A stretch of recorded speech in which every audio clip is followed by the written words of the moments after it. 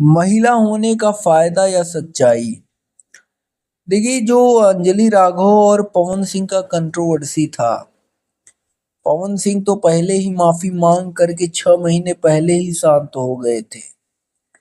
वो कमर वाला वीडियो आपने देखा होगा, हर किसी ने देखा था और ये मामला शांत हो गया था। पवन सिंह जी ने माफी भी मांग लिया था, लेकिन अब जा करके अंजलि राघव ने रिपोर्ट किया है महिला आयोग में। उनका कहना है कि मेरी छवि खराब हो गई है और लोगों अब मुझे वो रिस्पेक्ट नहीं मिल पा रही है, वो सम्मान नहीं मिल पा रहा है। पवन सिंह को टच करने की वजह से उनकी छवि खराब हो गई, ये उनका कहना है। बाकी आपको बता दे, बहुत बड़ा आरोप लगाया जा रहा है पवन सिंह पर। अब क्या होगा मामला ये तो मैं नहीं जानता। फिलहाल शिकायत तो दर्ज कराई गई है। अंजलि राघव वाला वीडियो आप जाकर के देखेंगे, यूट्यूब पर भी आपको मिल जाएगा। और ज्यादा डिटेल में नहीं बता सकता, लेकिन आप अगर ढूंढेंगे, थोड़ा सा रिसर्च करेंगे तो आपको यूट्यूब पर ही मिल जाएगा।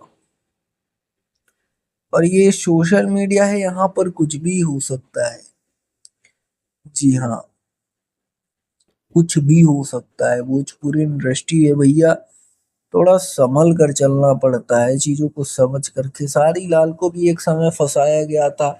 जिम वाला वीडियो आपने देखा होगा कि उनके साथ आकांक्षा पुरी के साथ में जिम वाला वीडियो किए थे, पूरा बदनाम हो गए थे। लेकिन खेसारी लाल ने मंच के माध्यम से रेला था सभी को, जो हेटर्स थे सभी को रेला एक लाइन से। फिलहाल उन्होंने तो वो मामला शांत करा लिया था। पवन सिंह क्या करेंगे, इनका तो शिकायत भी दर्ज हो गया।